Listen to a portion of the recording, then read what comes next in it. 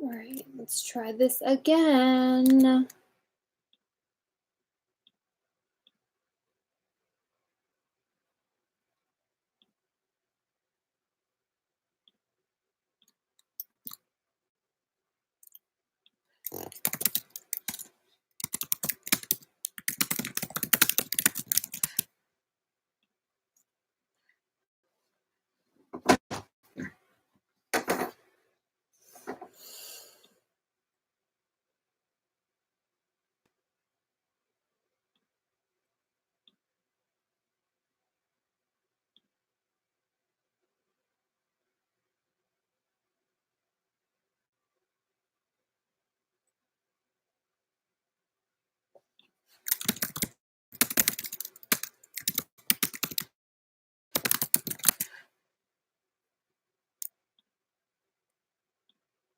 Okay, well I got 13 of you back. Can anyone tell me if this is much better?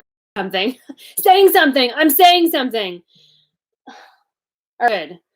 So it was good. All right. See, we're just solving problems left and right. I was trying to draft off the somebody else's Wi-Fi, and we all just learned how that worked out. So, okay, all right, let's just rock and roll. Again, still pixelated. Honestly, I don't know at this part how to make it any better. I'm not a tech person, so we're just gonna have to go with what we've got. Okay. All right, still pixelated. Anyway, all right, so let me pick up where I was. So I told you about how there's none of the parks are open. The fifth wheel is a 50 amp plug, and I bought all of the little parts so I could drop all the way down to 15 amps, which is a household plug if I needed to. You really don't want to do that though. It's kind of like how it was in the van. So I couldn't just, park anywhere. So luckily Michael has a 50 amp plug, but 30, really this thing has two air conditioners, and really you only need the 50 amp if you are going to run both air conditioners and like all the things. And I am really conservative on energy usage. I never have all the lights on. I'm just doing this so we could shoot a video. And so I could see how bad they make the bags under my eyes look. Anyway, all right. So the park thing is a definite challenge then. And so I'm really looking hard at this land. Again, 15 acres. And I told you I wanted land to put cows on, but if I can put cows and some legit, safe, quiet parking spots for other RVers, then I've got like my perfect little commune. And because I want to put my cows there, I'm going to call it the Tiny Teat Campground, Tiny Teats. So I just think it'll be the greatest thing ever. The land is really expensive though. The cows that I want to get, I was talking to a dairy farmer and he said that there's a cow called a free martin. And a free martin is when a heifer has twins. And if a female is born to a male, it's automatically sterile. She can't have babies. So she's worthless in dairy production because she can't have kids. Kind of like how we treat women who don't have kids. Like we haven't done our job. Anyway, so they tend to slaughter them because they're not good for meat and they're not good for milk. So I thought that's what I'll do with the land. I will go rescue all the single childless cow ladies and we'll have like our own thing. It's going to be amazing. I'm so excited. But we got to get that done. In the meantime, I've got to find a park or somewhere. And then I had to, when I was at Lazy Days and I'm working out in their campground, and it was not a gym, it was a closet. This couple comes in and he's this big stocky dude with like the big belly and she's this tiny little thing, and he walks in and he looks at me and he goes, "This is my wife, she married me for my body." And I like we were just best friends. That level of sarcasm does wonders with me. Anyway, he is and I'm going to stop what I'm about to say because my brain just clicked on. It doesn't happen a lot, but I've noticed that some of the things that I say and talk about and like Patreon only things, there's been a couple people, I think I have thinned them out, who then go onto YouTube and like tell the masses. And I try really hard to put the bulk of everything on Patreon and like do stuff only on Patreon because this community has been amazing. And like YouTube, there are a lot of trolls on YouTube.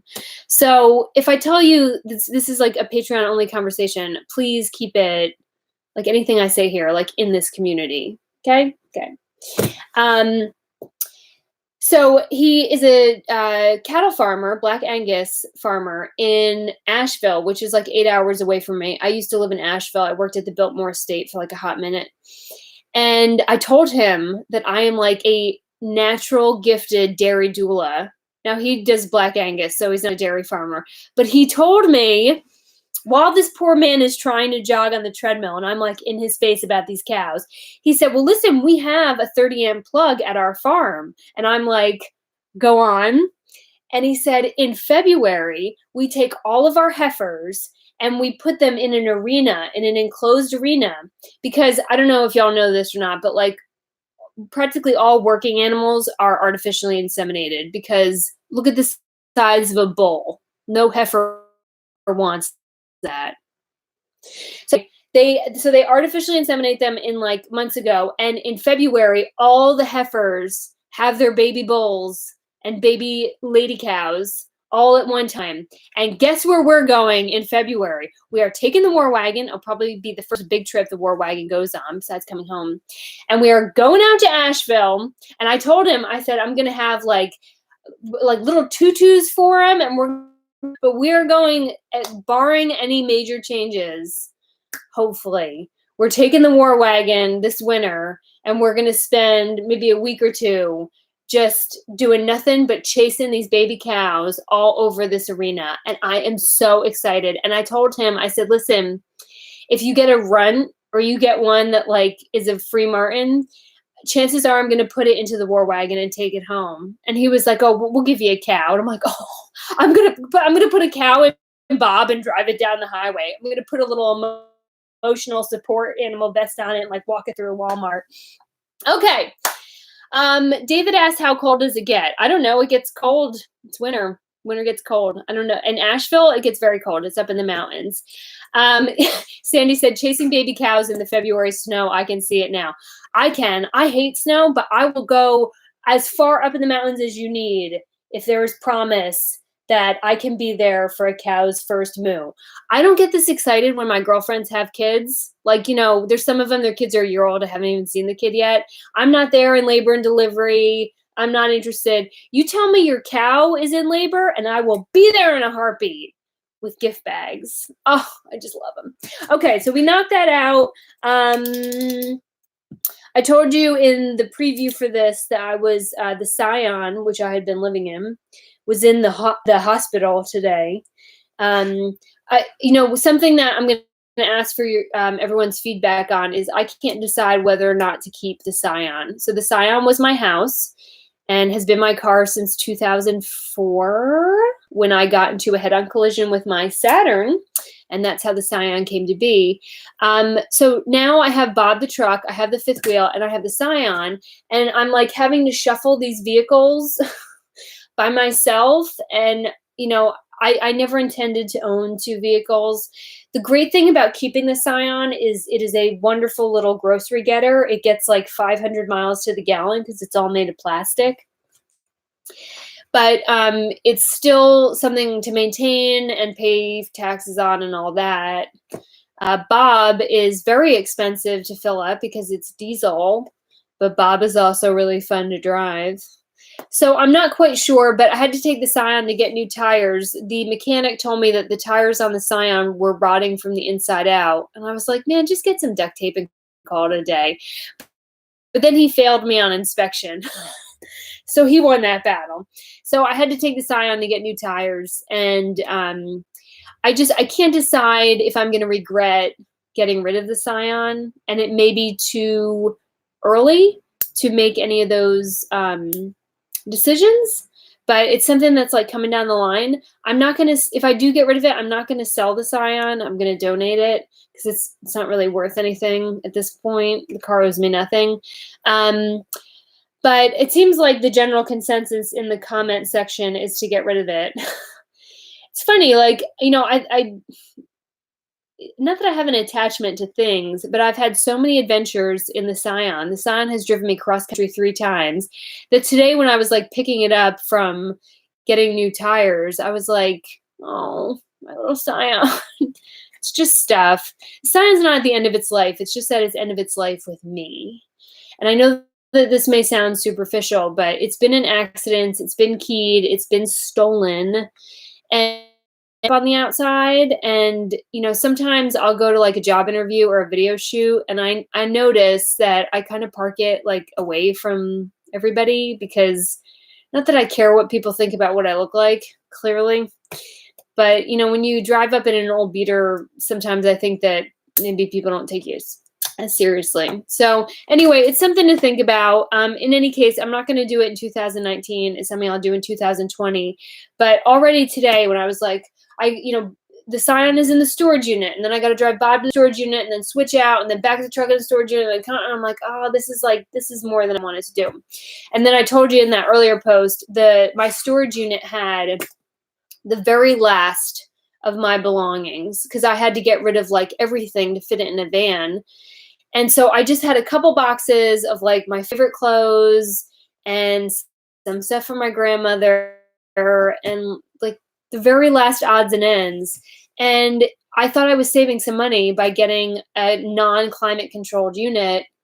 And instead, I got something that mice could get into. And there was mice. The mice had crawled into my pair of shoes and shit all over the inside of the shoe. I mean, it's disgusting. It's just like, it's just so frustrating. I spent half my day scraping mice poop off the last of my things, and then like had to throw away pretty much the rest of my clothes, because I think after you see mice poop on your clothes, even if you wash it 8 times, you still can't unsee the mice poop on your clothes. All right, so, all right, let's knock this out. All right, so my first tip that I have learned living in the War Wagon is when you buy a rig, any rig, join the Facebook group for that make, model, and manufacturer. When I was coming, because if I got into an accident, it would explode. And so I turned off all the propane. And then when I went to start the fridge again, I couldn't get it to start. And it was a really simple fix, but I found that fix at midnight, because if I had called an RV manufacturer, they're not going to be open at midnight. So I got on the Facebook group for Grand Design 28BH, which is like a highly specific group that there are plenty of people in. And I typed my question, and I turned off the gas, and now the fridge won't work. And I swear, in like 2 minutes, I had 8 responses from other owners who said, oh, that's actually a really easy fix. When you start propane back up, you have to clear the line. Just run your stove for 2 minutes and the fridge should start back up again. And I will be damned if that fridge did not start back up again. So whatever, the rules on those Facebook groups are, you're not supposed to join until you're an actual owner. Like, I get the reasons why, but if there's a certain make, model, or anything that you're considering, I would try to wiggle your way into those groups and just kind of see what the other owners are saying. And they are phenomenal for fixes, because I don't really know how to use anything on here. So like last night, I thought that I had run out of water because I'm still on tank. And I was like freaking out that I didn't have any water. I didn't turn on the water pump. Duh. I asked the dumbest questions in that group, but those people are phenomenal. They are like, jump right in. They're like, oh, I was new once. Like, here's how this works. And it's a really great and much cheaper than calling someone to actually service your RV or to tell you the obvious thing like, hey, Casey, did you try to turn on the water pump? Brilliant. Okay. I'm sorry if y'all are still having issues with the video. I can't fix it. I can't fix it. All right. We're almost going to do the tour, but I have a couple other things I need to knock out. I forgot to talk about this in the video I posted today. But I wanted to talk a little bit about buyer's remorse, and because I don't want anyone to think that I skipped over that.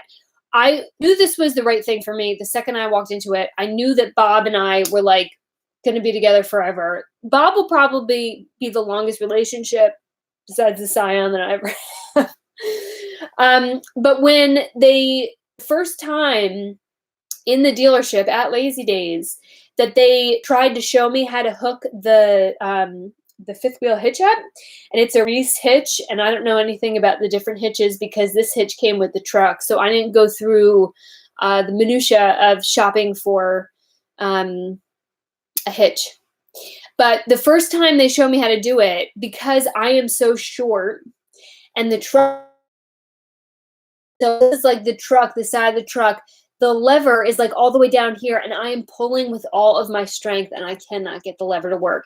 So we WD-40'd it, and I just learned how to like stand. I look like a cartoon character on the truck. I have to like stand on the truck like with my feet on the side and like pull. It's a pain in the ass.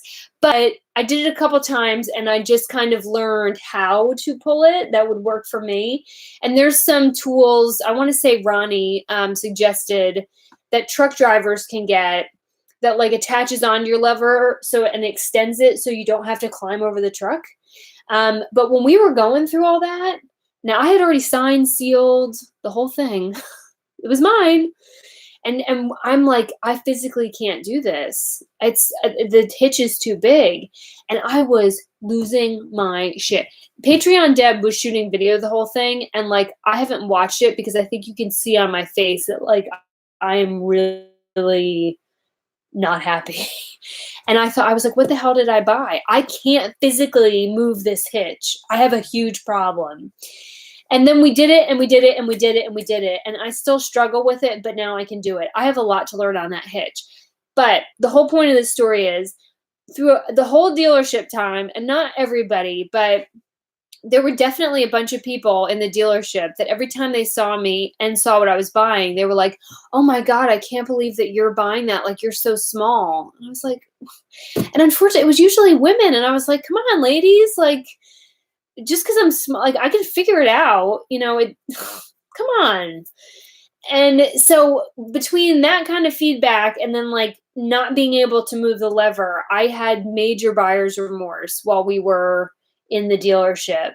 And there was Lazy Days for some of the troubles that I had over there. They send a mechanic out and an inspector when you are learning the first time. His name was Shannon, and Shannon spent like 2-3 hours with me, put the hitch on, take the hitch off, put the hitch on.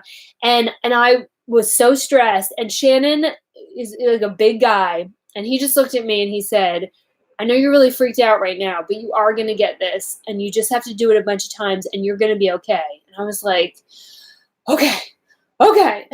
And, and now I'm like slowly but surely getting it. That said, I know there are a lot of solo female travelers that watch this channel.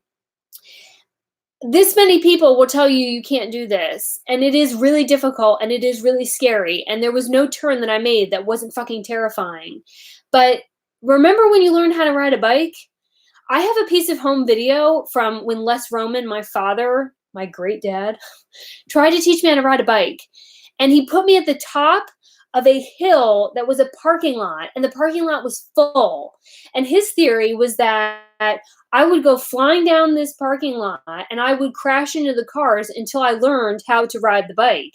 And I would do it until I got, I would learn quicker because I was getting hurt. He was a great guy. Really awesome man. So that's how I learned to ride a bike. He put me at the top of the hill and flew me down the hill. And I have lots of moments on home video of me smashing face first into cars. And then I learned how to ride a bike real quick. So if I had not done that, I would have never learned how to ride a bike. And so you are not going to skip over the shitty part of this. And I will say that it is very scary when you are fully aware the first couple miles that you have 10,000 pounds behind you. Even if you get a small travel trailer, it is still a lot of weight behind you, a lot of weight that can suddenly do this. But don't let that stop you from getting the rig that you want just because people in the dealership go, I can't believe you're going to do that yourself. Because what I want to say to them is, I can't believe you're this rude in public. All right. let's try to keep an eye on. I don't think anyone's asked a question yet. uh, the last comment was, please don't rely on the crash into cars till you learn how with this fifth wheel. That's funny. I appreciate that. No, I'm not going to learn that way. But I think you understand my point, is that you just got to jump in. Remember when I built the van and I got so much feedback that people were like, just sleep in it for like a week outside your house and make sure you're comfortable. And I was like, no, if I do that and I know I have a bed inside, I'm going to think like this van is so uncomfortable. I'm going to go inside. And this was a bad idea. I'm like, well, just take small, short trips around your house and then go do it. Nope. No, if you do that, it lengthens your learning curve exponentially. Get in the van and go. Get in the fifth wheel and go.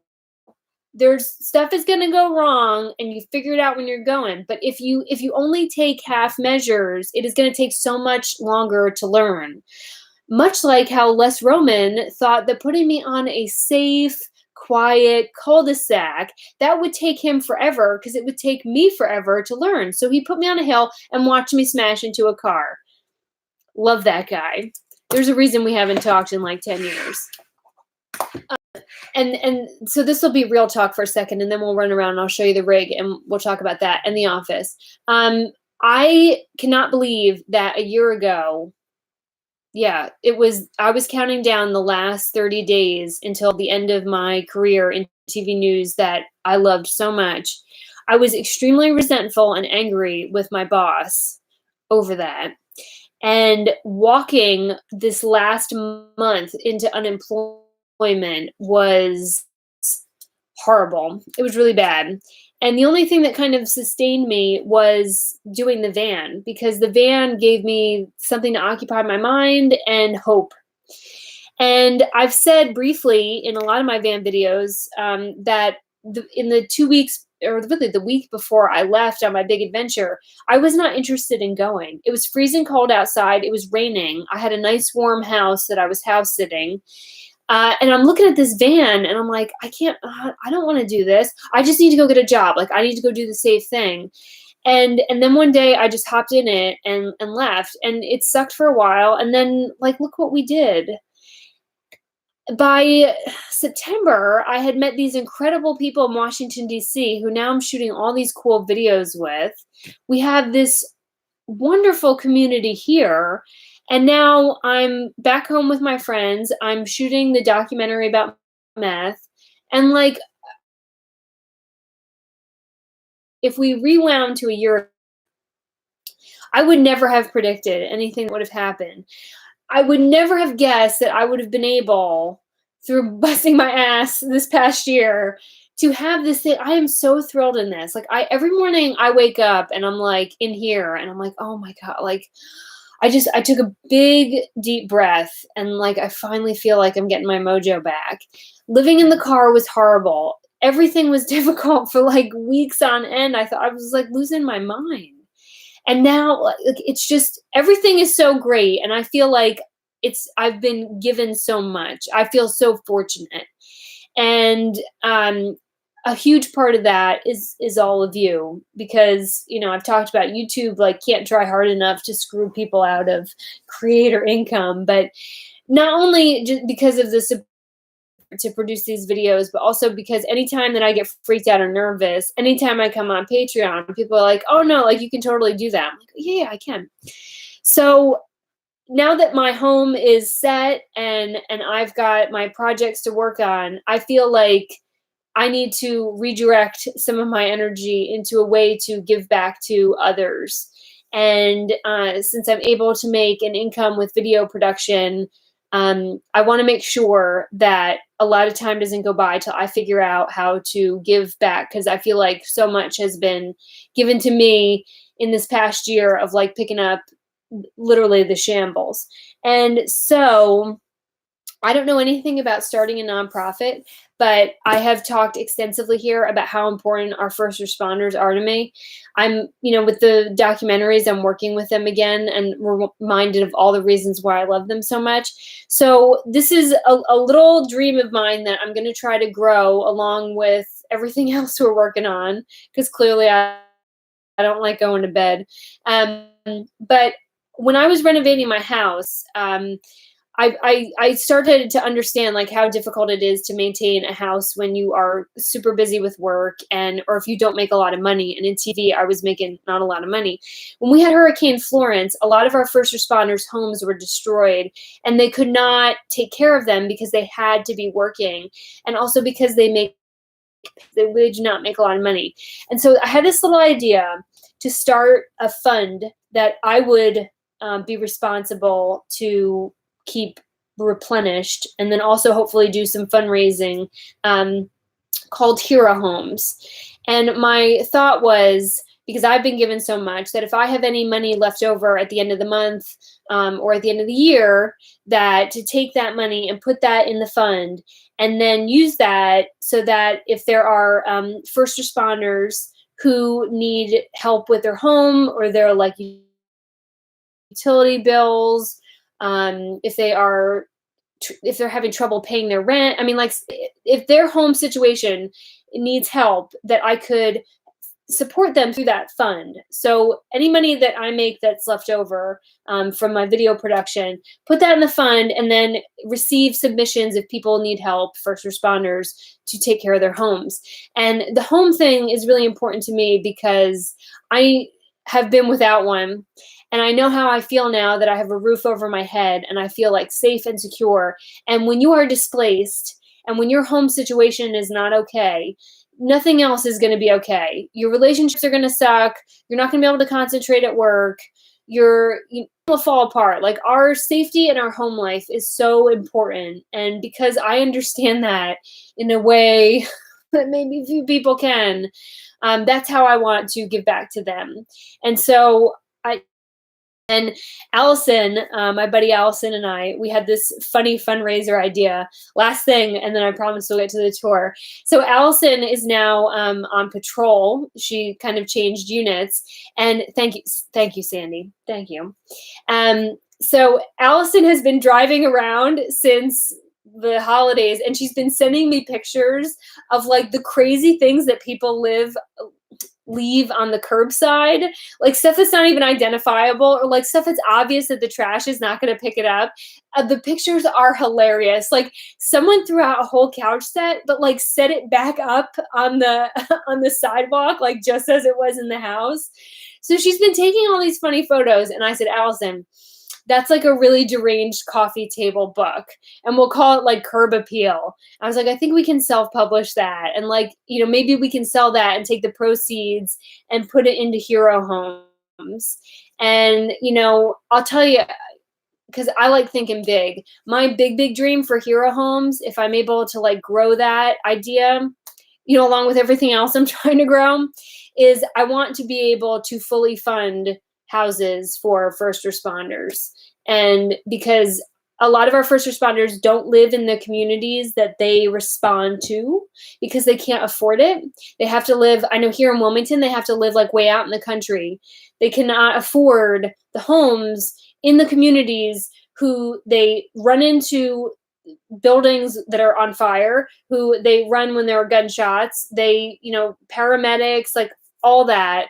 They can't even live where they work because they don't make any money. And so my big dream for Hero Homes is that I'm able to put a bow on a front door and say, thank you so much for your service. So we've got a lot of way to go on that, but just something else that I could really use some advice on starting a nonprofit. All right, so let's talk about the War Wagon. I'm going to try to do this while walking. Okay, ready? Let me unplug this and let's take our tour. Okay, so let me start here. All right, so this is the U-shaped dinette. That is it's kind of a mess. Everything is a mess. I'm still getting moved in. Look at that giant thing of tea. I have hot tea again. But so here's my idea for this. There is some storage under here. I eat standing up, and I'm not worried about how other people eat in here because only I eat in here. So this table goes down, and then those back cushions like go over it so it can become a bed. I'm thinking, because this is like my Netflix and chill spot, only not Netflix. I can't afford Netflix. Not right now. I still got to pay off all this stuff. So I was thinking, lower the table and then put the phone in your pocket so the link doesn't get. Hold on. Let me do that. I'm going to try to take our Wi-Fi signal with us. I don't know why this is such a pain. It's almost 2020 and we can't like get a Wi-Fi signal. Ugh, anyway. So I'm thinking this becomes a giant day bed. So drop the table, put the, I'm getting tired, I can't think. Not couches, pillows, cushions. Put the cushions, and then like cover the cushions in a better fabric, and then put like all the pillows, big, fluffy pillows, and that can be the crash pad to chill, because spinning, the TV is up there. I haven't had a TV since I was in college. I put one in the Airbnb, or I've just never had in ages. It only gets the local channels, so I'm forced to watch that smut news program that I had to walk away from. But so I just thought that because of where these are, that might be an awesome day bed area. And Chris wrote keg party at Casey's, and we are not having keg parties here because I don't drink and I don't want any shoes on inside the fifth wheel. So no to that, Chris. All right. Rebuilding Ruins said giant pink fluffy pillows. Yes, huge pillows. So that's my vision for there. Also, so this is the top of the slide up here. I need to replace this hideous thing. I'm thinking chandelier, but that may be a nightmare when I'm driving. So it's kind of a weird fixture because it's two bulbs, but I want to change that out. And then, so let me see. All right. So I think you can see, this is the slide, right? When this slides in, it knocks off access to the bunkhouse where the potential office is. Not a huge deal, but a deal. However, you can still get to the fridge, and in most fifth wheels, you cannot get to the fridge when the slides are in. So this was a big thing. Can we take a moment to appreciate the fridge? Look at how big that is. Remember when I was in the van and I had to go grocery shopping every day? I'm going to have to like start eating more to fill that up. I'm grateful. I love that fridge. It's mostly empty. Oh, hold on. You'll get a kick out of this. Chris, this is for you. Stand by. I took care of business real quick when I got home. Hold on. Now this side. Oops. All the Coke Zero. Priorities, folks. Priorities. All right, let's go into the bunk room because this is the big question. So, all right. It's a mess in here. So, I don't even know if you're going to be able to see. All right. Top of the bunks, bottom of the bunks. The vision here was to rip all this out and put an office in this. Let me spin this around. I don't know that this is going to accommodate our needs here, kids. Nope. All right, let me go back to where I was. Here's the thing. Under here somewhere is the vent for the and the outside kitchen. So it is not quite the, just rip out the bunk beds and put in an office. And it's about office size. I mean, and you can see, some people said just put your chair here and then mount your monitor up here and just do a standing desk and work here. But I think you can see a little perspective in that this is not terribly spacious. So I'm worried that it's going to be a little claustrophobic in here if I don't rip all these shelves and everything else out. We can do that. We can rip everything out. But here's the other idea, which I'm becoming more and more tolerant of every time I come in here. I didn't think that I would have that much storage or stuff to store. But I've got like all my bins up there full of clothes, and then down here is really dark, but like all my camera gear is back here. Let me see if it gets, all those shelves back there are full of stuff. So here's the other potential idea. The big vision was that this would be the separate office space, but spinning around directly across from it is this couch area. We could put the desk here, and the monitors would go right up against this wall. Now, let me put this down because my hand is getting sore. All right. If I put the desk here, the downside of that, do we have any more lights? There we go. The downside of that is that there's no separation of space between hangout spot and office. And kind of the whole reason that I got this layout was, one, the kitchen was fully usable with the slide in, but two, I could shove my all my editing stuff into that back bunk room, and then when I was done, like close it off and come into here and like have my own separation of work and play. But it is looking more and more difficult. Like that, I think that will have to be a whole gut job. So here's another idea. If we put the desk here, I'm willing to make that constellation if the desk and the monitors go in there, no other stuff over there. And then we take the bunk room on the opposite side, and that becomes the garage.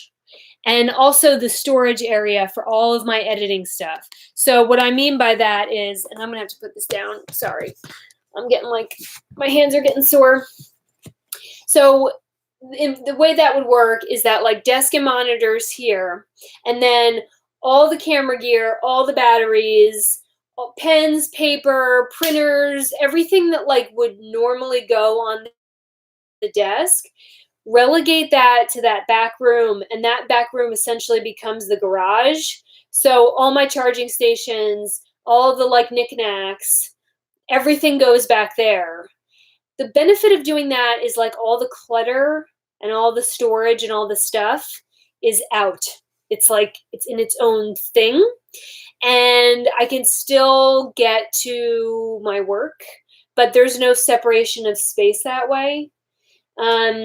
I mean, we could try it like two different ways, but I'm trying to minimize construction because the whole reason many of the reasons had to involve with time and tools and everything else.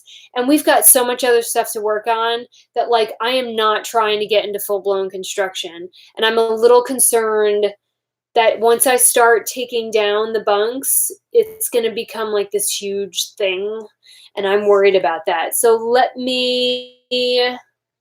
was your first? I love the garage. So there's mixed feelings about garage idea or turning that into the office.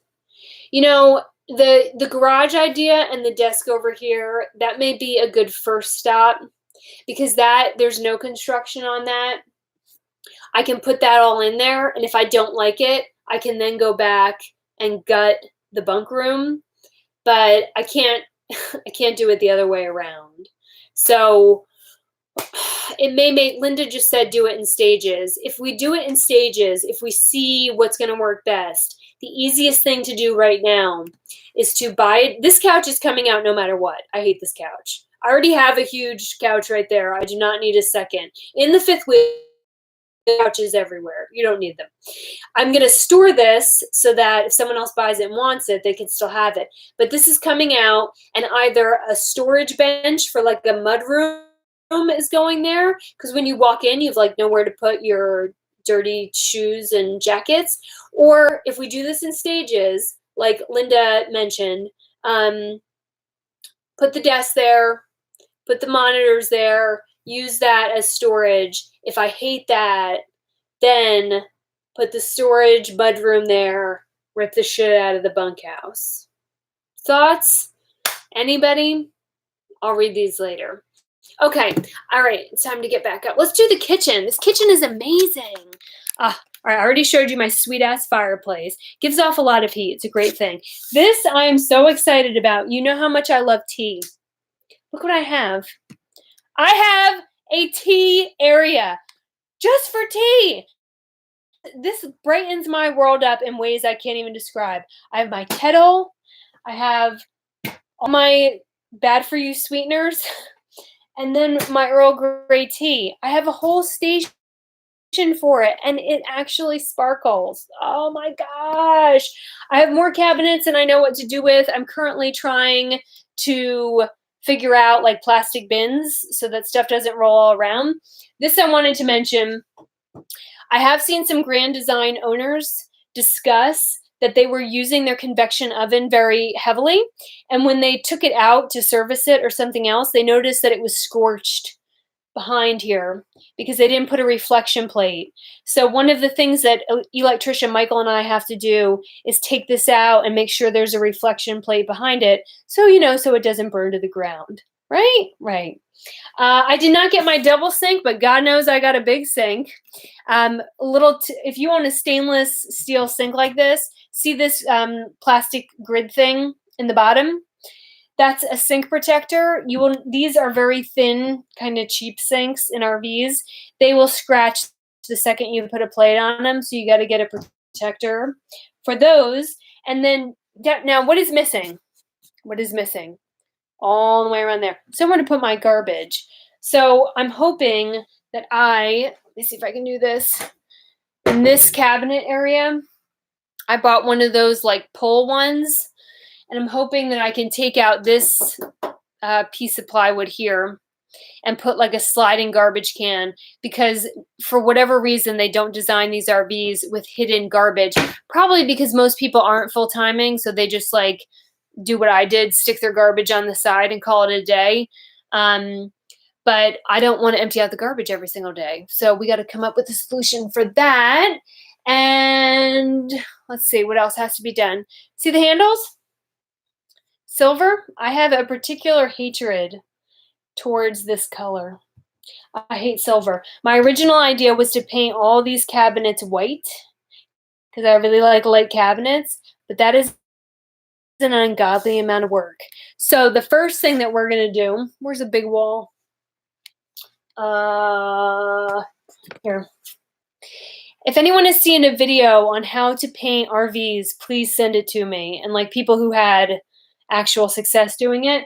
Typical RV beige wall. This is going to get painted like an off-white, like an ivory white. And then I think I may not hate the color of the cabinets so much if these are actually white. And then this tacky plastic black speck. Oh my God, I can barely talk. Backsplash.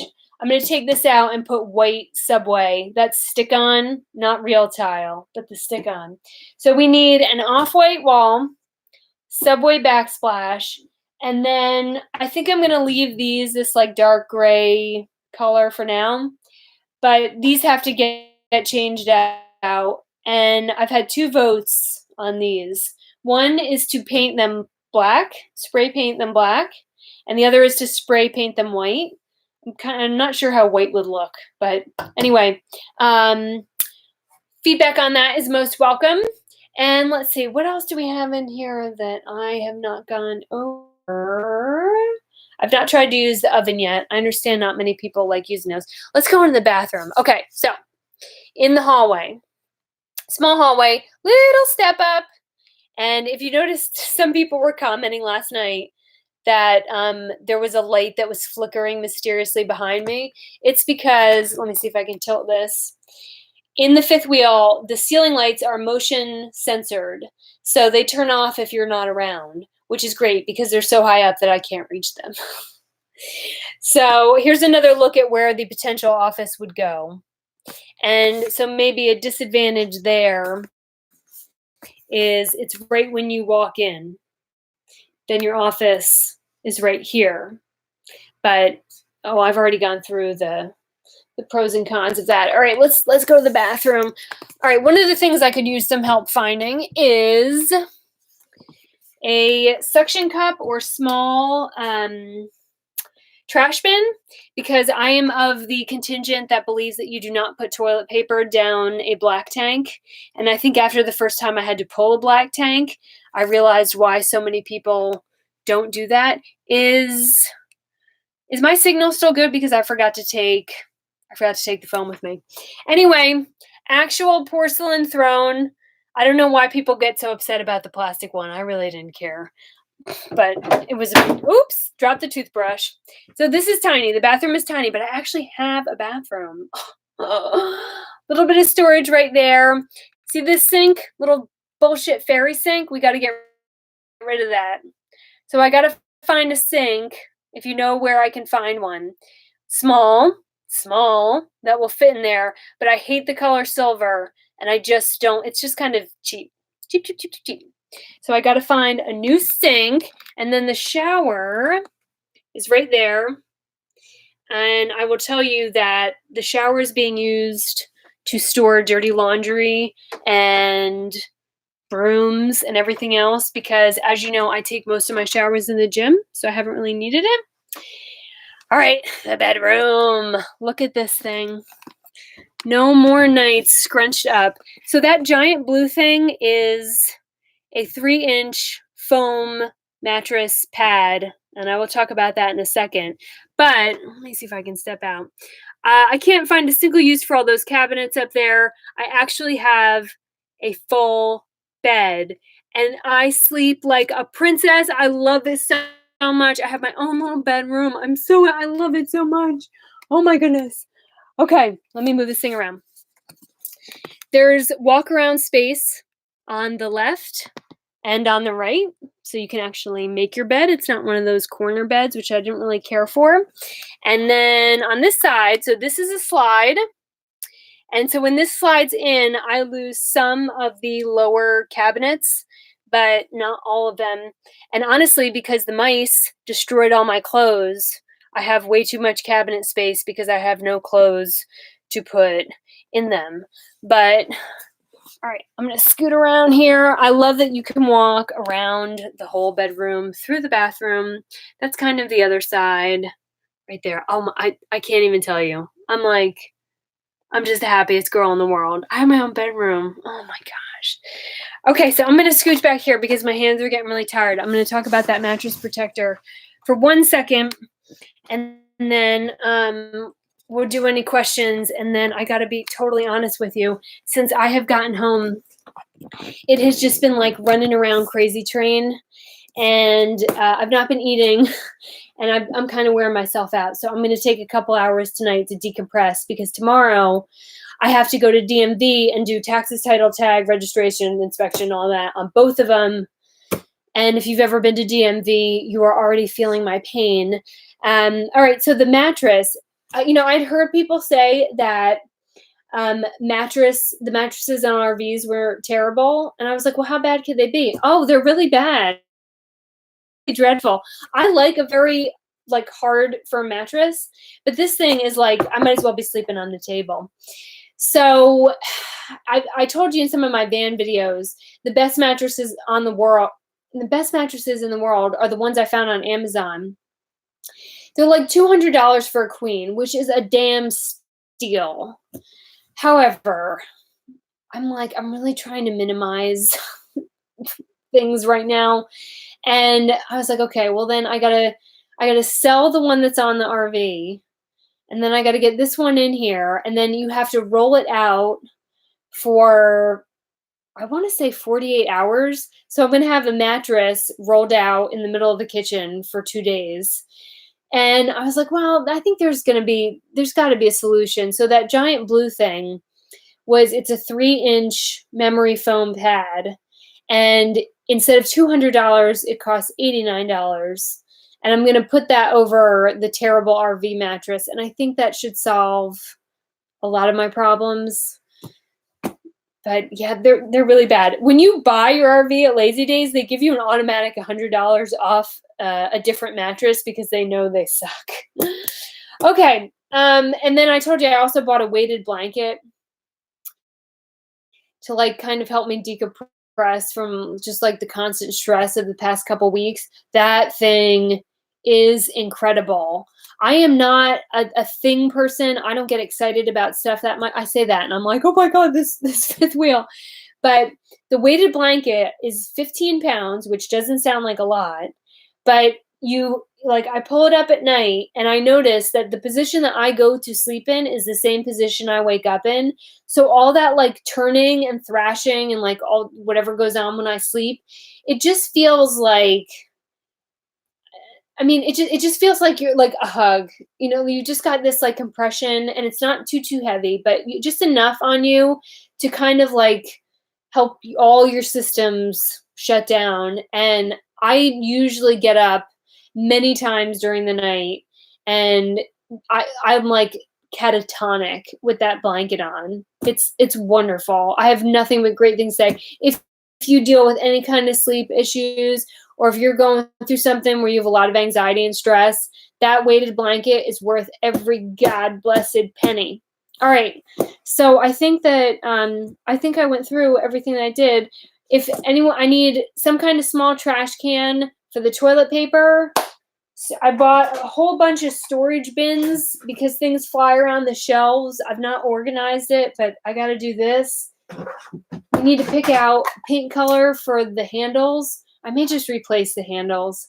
They're just so ugly. And then we're going to paint this thing to babe it out. We got to get rid of these. I don't know what the hell these are, but these are coming out. We got to get like real curtains. And I will say for the general look of this, because it's a war wagon, I'm not going to go like full blown pink and feminine. I'm going to do what's called layered whites. And that's where you pick like a base shade for your walls, which is usually an off-white. And then you just, everything else you get, all your sheets, your pillows, your curtains, everything else are like different shades of whites and ivories and creams. And it's a very feminine look, but it's feminine, but not girly. And I think that the Babe brand, the Babe Cave, the Babe Bus is like all the girly things. And the War Wagon, I'm going to give a little bit more of an industrial tone too. All right. So I'm going to try to read through some, what she'll find a place. Sandy said that I'll find a place to put in a tin ceiling. I don't think I didn't look. You can't, this will not hold like real tin, but you can get styrofoam or PVC. Like it looks like tin, but it's not. And if this was a used model, I would do it all day long. I'm probably not going to do it on here. Also because, let me scoot this over. See all that stuff on the ceiling? Do you know how many custom cuts that would be to put up no, I can't. We gotta get back to doing the documentary and the documentary after that and the video and like travel, and we just don't have the time. I do not have the time to put in a tin ceiling right now. Oh, see, these are enablers. I don't know if you're reading the comment section, but these people are all like, yeah, put it in, get the tin ceiling, put it on the backsplash. Y'all are trying to sink me into projects that I'm not ready for. The biggest one is the desk thing. And I'll be honest, I'm leaning more towards the put it here first, see how I feel, and then deal with construction in there. I'm so far behind on this documentary that we got to get going. There's a lot of things to do. So anywho, yes, Linda, I'm talking about you. All right, so I'm totally worn out. I'm going to get some rest, and then the next video I'm going to do is everything I wish I had known before I went RV shopping, and that's going to be a long video. Okay, I think that's it. I'm going to take off from here. Thank you all so much. Our new people, welcome. That is the War Wagon. I will shoot a much better quality walkthrough video and edit it together, but that's about the best I can do holding a laptop. And I think I need a couple more gallons of tea in me before I have the energy to do more. Okay. All right. Good night, everybody. I'll talk to y'all again soon.